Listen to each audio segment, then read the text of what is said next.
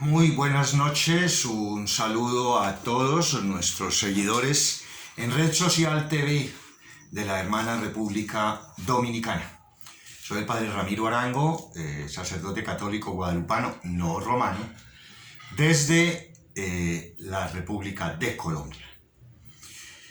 Bueno, este programa va a ser como la continuación del programa anterior al del pasado miércoles, en donde estuvimos haciendo una información extraordinaria de lo que está sucediendo en nuestro país. Estábamos hablando y hemos estado desarrollando el tema de los orígenes de la teología de la liberación, de dónde viene eso, qué busca, eso de dónde salió. Eso se lo inventaron unos curas y unos obispos revoltosos comunistas de América Latina, o eso lo aprobó estando ya pues como muy olvidadizo el Papa Pablo VI. Bueno, ¿eso qué fue? Bien. Entonces, hemos venido haciendo un recuento de la historia de nuestra salvación, que es la verdadera historia de este nacimiento de la teología de la liberación. Teología viene de la palabra teo, que significa Dios, logía, estudio de Dios. Entonces se ha estudiado esa presencia de Dios en la realidad del pueblo. Pretendo ser, y pues así lo soy también, muy sencillo en los términos y en las palabras, para que el común de la gente, que es la que me interesa, que tenga conocimiento de qué es esto de la teología de la liberación. Bueno, entonces veníamos haciendo un recuento. Acuérdense, Dios, un pueblo que está sometido a la esclavitud del faraón, primero un Dios que crea todo para todos, es un proyecto de creación del mundo para la vida, no para la muerte, no para alimentar los egos, para alimentar el poder de unos pocos y de unos pocos grupos económicos o de familias. No, hizo el mundo para todos. Luego viene un pueblo que comienza a vivir un proceso de sometimiento, de esclavitud, de dominio, muy parecido a lo que ahora hacen los americanos, los norteamericanos, cuando dominan a nuestros pueblos, los subyugan y los dejan por donde pasan en la miseria más aterradora o en manos de estructuras criminales. Acabamos de verlo en Afganistán. Bueno, entonces tenemos un dominio del imperio sobre el pueblo. Un pueblo que es esclavizado, es sometido. Un Dios que llama y escoge a un líder, a uno del pueblo, para que ese del pueblo saque al pueblo de ese atolladero, decimos los colombianos jocosamente, en que se lo ha metido el faraón, en que lo tiene dominado los egipcios al pueblo hebreo. Y el pueblo comienza un trajinar por el desierto, en busca de una tierra prometida, de una tierra para que sea su tierra, sabiendo que toda la tierra es de todos los hombres, pero los hombres se apropiaron de la tierra, se apropiaron de ella y asumen como de cada uno de ellos, esa realidad de país. Entonces, venimos teniendo esa verdad absoluta de un pueblo sometido. Un pueblo que viene siendo acompañado por profetas. Profetas. ¿Qué es un profeta? Es un hombre salido del pueblo, a quien Dios le encomienda y él obedece ser la voz de él frente al pueblo. Y es un hombre que tiene que desafiar el poder de los poderosos para poder enaltecer a los humildes. Para poder enaltecer y el compartir esa misión de que la humanidad toda es beneficiaria del proyecto de Dios. Y entonces esos profetas anuncian, esos profetas denuncian. Todo el que anuncia y denuncia es víctima ¿de qué? De la muerte, de la persecución, de la cárcel, de la tortura. ¿Sí? Ese ha sido el historial en el Antiguo Testamento no hubo un profeta que muriera de cólicos, no hubo un profeta que le diera infarto, no, fueron muertos, fueron asesinados los profetas. ¿Asesinados por qué? Porque es que ellos desafiaban las estructuras de poder, ellos desafiaban esas estructuras de muerte, de poder, de imposición, con el cual habían sacado al hombre. Entonces, esa era como la realidad que vivía el pueblo del Antiguo Testamento. Y Dios le hizo una promesa al pueblo. Ya yo los guié a través de Moisés hacia la liberación. ¿Sí? Les he ofrecido un reino, que no es un reino abstracto, no es el reino de los cielos, allá la Virgen, los santos, allá con los ángeles oyendo a Mozart, a Beethoven. No. Es un reino que empieza aquí, en la tierra. Un reino de justicia, un reino de verdad, un reino de libertad, un reino de amor y un reino de paz. ¿Sí? Ya les mandé a los profetas. Ellos les iban corrigiendo y tenían la misión de enseñar, ¿sí? Pero también la misión de denunciar, ¿sí? Nosotros todos, por el bautismo, somos profetas. Nosotros tenemos un profetismo innato. Somos profetas. Entonces, por el profetismo, nosotros tenemos la misión de guiar, enseñar y santificar al pueblo de Dios. Los sacerdotes la tienen. Y el pueblo de Dios, que son ustedes, también lo tienen. Ustedes tienen que ser anuncio y denuncio. Eso es lo que hacen en Colombia los líderes sociales. Anuncian esperanza de liberación. Y eso es lo que han hecho los muchachos de la primera línea, que ahora las estructuras de crimen organizado y mafias que gobiernan a Colombia los indican de terroristas. Pero eso es lo que han hecho, anunciar y denunciar. Es decir, es abrir también esperanza, es ser esperanza. Esperanza que se hace realidad, no esperanza hipotética, sino esperanza que se hace realidad. Entonces tenemos esa fase. Y en ese caminar de ese Antiguo Testamento con los profetas, donde ellos anunciaban al pueblo la voz de Dios, la corregían al pueblo. Invitaban incluso al pueblo a que reevaluara cosas. Ustedes se están equivocando, ¿cierto? Ustedes están violentando el proyecto de Dios. ¿Por qué? Porque ahí habían hombres y mujeres que estaban comprometidos con el pecado social. El pecado social ha estado siempre. Lo que pasa es que de eso se viene a hablar, es a raíz de toda esta belleza de nuestra teología latinoamericana, conocida como teología de la liberación. Pues bien, entonces Dios hace su plan. Va a mandarles a su Hijo, para que su Hijo les entregue la constitución de ese Estado soberano que se llama el reino de Dios. Y es el estado en el que caben todos los hombres. No importa qué religión tengan, no importa qué nacionalidad tengan, no importa qué ideología tengan. Dios es un Dios para todos los hombres. Y entonces envía a esos profetas para que vayan construyendo ese andamiaje de la llegada y del anuncio del reino de Dios entre nosotros. Y nos va a mandar a su Hijo, a Jesucristo, nacido de mujer, nacido de una mujer, nacido de la dignidad de la mujer. ¿Sí? Miren qué hermosura de situaciones encontramos en ese proyecto de Dios con el pueblo. Qué belleza, qué grandeza. Encontramos un Dios que está pensando en el hombre. Un Dios que no discrimina a la mujer, que enaltece a la mujer, que la hace grande. Esta mujercita, esta señora, cuyo retrato tengo aquí a mis espaldas, Guadalupe, es un regalo a América Latina para confirmarnos en esa teología o en ese Dios que está preocupado por el indígena, en ese Dios que está preocupado por el campesino, por el pobre, por el excluido, ¿sí?, de América Latina.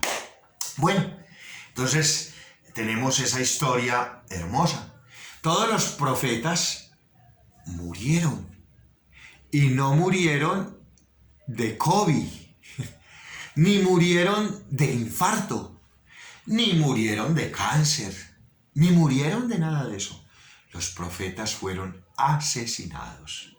Los profetas fueron perseguidos. ¿Por qué? Porque los profetas encaraban las estructuras que montaban y dirigían el pecado social. Encaraban al demonio. ¿Sí? Al demonio lo encaraban. Entonces llegamos al momento culminante, hermoso, al momento grandote del inicio del Nuevo Testamento. Y para que no quedara duda que se iba a necesitar en el Nuevo Testamento más profetas, que tenía que ser una iglesia o un grupo humano o unos hombres y mujeres revestidos de profetismo, entonces Dios se las ingenia maravilloso. En la Palestina del siglo I, Palestina, el pueblo de Dios, Palestina, ese país ahora que ha sido subyugado, atropellado, masacrado, despojado por los israelitas en alianza y contubernio con la bestia del norte, ese pueblo va a vivir una experiencia hermosa. Y es donde se inicia el Nuevo Testamento.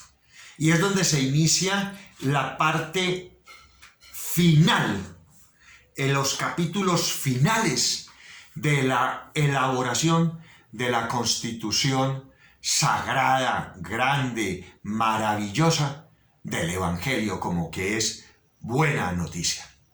Pues bien, Dios le dice por allá 500 años o 5000 años antes a un profeta: mire usted que una virgen va a quedar en embarazo, va a dar a luz un niño, va a ser grande, maravilloso, y le van a llamar Dios con nosotros. Dios con nosotros. Dios contigo y Dios conmigo. Dios con nosotros. Se traduce Emmanuel. ¿Sí?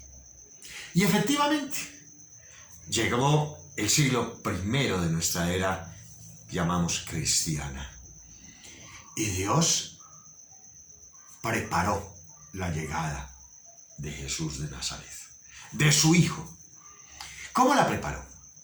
Primero que todo, había por allá en las montañas de Judea una mujer, una parejita de esposos, que él era sacerdote, ¿sí?, judío, y él prestaba su servicio sacerdotal 4 meses al año en el templo de Jerusalén. Se llamaba Zacarías. Y don Zacarías estaba casado con una mujercita que se llamaba Isabel. Y Chavita, Isabel, aquí en Colombia se le dice chavas a las Isabel, Isabelita era prima hermana de María, la hija de Joaquín y Ana, que después sería la madre de Dios, la madre de Jesucristo, que es Dios. Y comienza entonces ese embarazo, que fue muy raro, porque ¿cómo les parece que Isabelita era estéril? Zacarías, su esposo, y ella no habían podido tener hijitos. Y Bienestar Familiar, que es una organización en Colombia que maneja a los niños y que es también horrorosa, en unos casos de corrupción horrible, hasta venden niños, allí no habían podido tener un niño, no habían, y era su sueño. Ya estaban viejitos. Zacarías era un anciano, sacerdote, ¿sí? Y Isabelita era una anciana que atendía los casos de la casa. Vivían por allá, en una finca, en una hacienda, digámoslo así. Y quedó en embarazo Isabelita, que eso le pareció supremamente extraño al viejo. Y entonces un ángel se le aparece a Zacarías y le dice: vea, no se ponga a echarle cabeza a ese hombre. Su mujer va a tener un hijo que va a ser muy grande. Sí, va a ser muy grande, se va a llamar Juan. Y eso es producto de Dios. Entiéndalo. Usted que es cura, entiéndalo. no es cura, es sacerdote de la antigua alianza. Usted que es cura, entiéndalo, entiéndalo. Dios hace cosas que parecen extrañas y raras. Y efectivamente, lo entendió y lo asumió.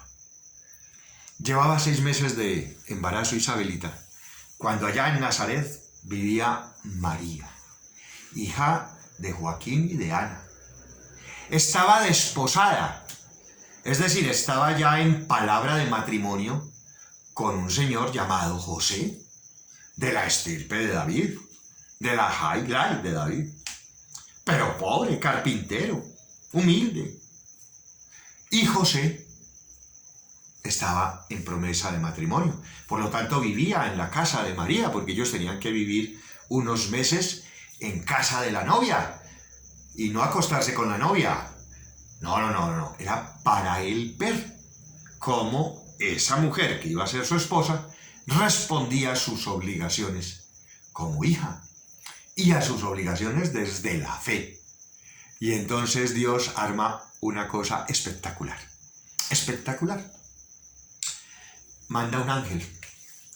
Vean, da que allá en Nazaret, en la casa de Joaquín y Ana, vive una china muy hermosa, una chinita. Es una uvita, es una mujer muy hermosa. Ella ya la hice yo, ya está armadita, sin pecado original. Ella es la única que no tiene pecado original. ¿Y por qué? Pues porque ella quiero que sea la mamá de mi hijo.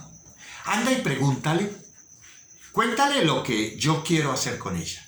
Y pues pregúntale a ver si ella acepta. Mire qué hermoso. Dios, que está a miles de millones de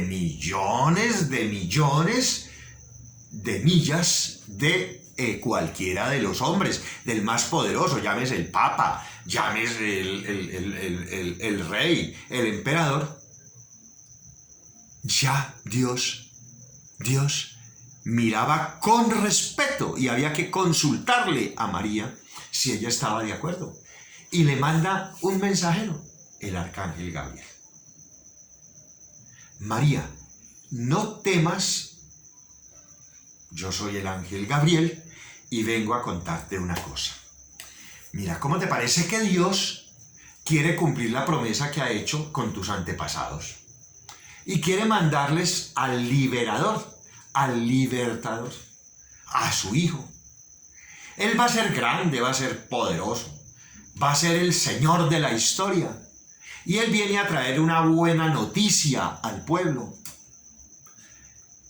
¿Vos estarías de acuerdo en ser la mamá de ese muchachito? Le contesta entonces María, pero ¿cómo puede ocurrir eso si es que yo soy virgen? Y me voy a casar con José, ya estamos en palabra de matrimonio, estamos desposados. José vive aquí. ¿Y yo qué le voy a contestar a José? Y le dice, no temas María, porque tú has hallado gracia delante de Dios.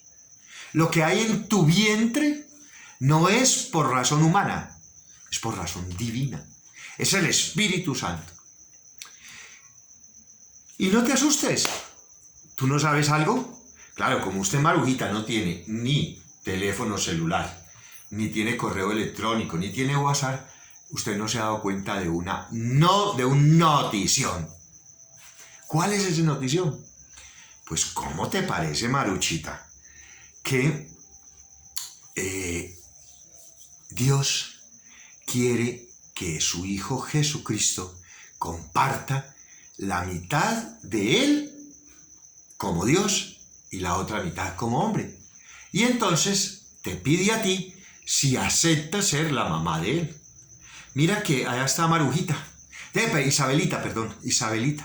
¿Tú te acuerdas de tu prima Isabel? Ah, sí, mi prima Isabel, casada con Zacarías. Ay, Zacarías está ahora en Jerusalén, en el templo, prestando su servicio sacerdotal. Ah, bueno, pues te voy a contar una chiva, porque como usted no tiene nada, ningún medio de comunicación, ni siquiera radio, resulta que Isabelita está en embarazo y va a tener niño. ¿Cómo así? Si ella es vieja, es estéril. Sí, señor, porque para Dios nada es imposible. Entonces María le dice, hágase en mí según su palabra. Hágase en mí según su palabra. Pero mire qué respeto el de Dios. Pero aquí viene algo mucho más hermoso todavía. Esto le sacamos mucho zumo a esta enseñanza. Cuando el ángel María se da cuenta de que la prima Isabel va a ser mamá, le viene una preocupación. Pobre Isabelita, esta vieja con 70 y pico de años, con barriga grande, solita en esa finca. Ay, no, qué pesar. No, yo me voy a servirla. Esa es la razón por la cual el hombre sirve. El hombre presta un servicio cuando el hombre tiene a Dios en su corazón.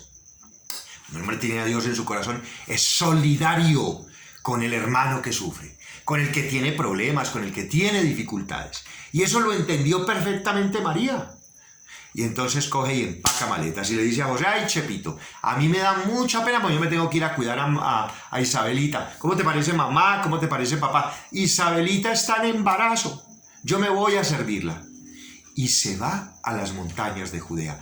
Allá la encuentra Isabelita. Y cuando Isabelita ve allá, uy, esa que viene allá no es Marujita. Uy, sale corriendo a recibirla. Y el niño que Isabel tenía en su vientre es Juan el Bautista. Y ese niño comienza a saltar de gozo. Ese niño siente en su vientre que allá viene la Madre de Dios y que allá viene el Dios con nosotros, el Emmanuel, el prometido, el liberador, el hombre que hará revolución en el mundo. Y entonces esa criatura comienza a saltar en el vientre, lleno de gozo, lleno de alegría. Entonces María se va. María se va. Feliz, dichosa. Sí, reciben un abrazo, se abrazan. Y Isabel, que tampoco tenía WhatsApp, que no tenía correo electrónico, que no tenía teléfono ni había recibido llamada, le dice esto: Dios te saluda, María, la llena de gracia. El Señor está contigo. Bendito es el fruto de tu vientre. ¿Quién le había contado a la viejita Isabel que María tenía un fruto en su vientre, que estaba ya embarazadita? Si eso no tenía sino días. ¿Eso quién se lo contó? ¿Quién le fue a llevar el cuento a Isabel? Es el Espíritu Santo. El hombre actúa de acuerdo a la fuerza del Espíritu Santo cuando el hombre tiene a Dios en su vida, en su corazón. Isabel lo tenía, porque ese fruto que había allí iba a ser el precursor del anuncio del Evangelio de Jesús, el último de los profetas, con el que se cerraba la historia del profetismo del pueblo escogido. Ya era un profetismo para todos los hombres y para todas las mujeres. Ya no tenía esa dirección del pueblo hebreo, era todo el pueblo de Dios. Y es extraordinario porque María se queda allí y le sirve a Isabel, la cuida, la acompaña. Nosotros tenemos que pensar en los demás, en los que sufren. Padrecito, pero no se pueden meter en política los curas, el evangelio y la política no van. ¿Cómo que no? Ay, claro, no van porque es que allí está metido muchas veces el demonio para hacer el daño, para hacer el mal, para construir el mal y la maldad. Entonces, esa bella historia de amor comienza a construirse. Y nació Juancito, Juan Bautista, nació. Y era un muchacho raro. Los profetas son muy raros. Aquí me decía, yo no soy pues profeta ni nada, soy siempre cura, que anuncio y denuncio. Pero un día me dijo en un Twitter el expresidente Uribe, cuando le saqué su video, me dijo: cura incendiario. Claro, apareció un incendiario allá, Juan Bautista. ¿Cómo que se venía a bautizar? ¿Cómo que hay que arrepentirse? ¿Arrepentirse de qué? Sí, el pueblo se tiene que arrepentir, porque el pueblo conecta con el pecado, conecta con el dominio, conecta con el imperio, cuando tiene miedo, cuando se queda callado, cuando participa en ese afán de tener, de querer y de poder, ¿cierto? Y entonces ese Juan Bautista comenzó a hacer cosas raras. Primero, se vestía de piel de camello, no se vestía decentemente, zarrapastroso, feo, sucio. ¿cierto? Pero llegaba a hablar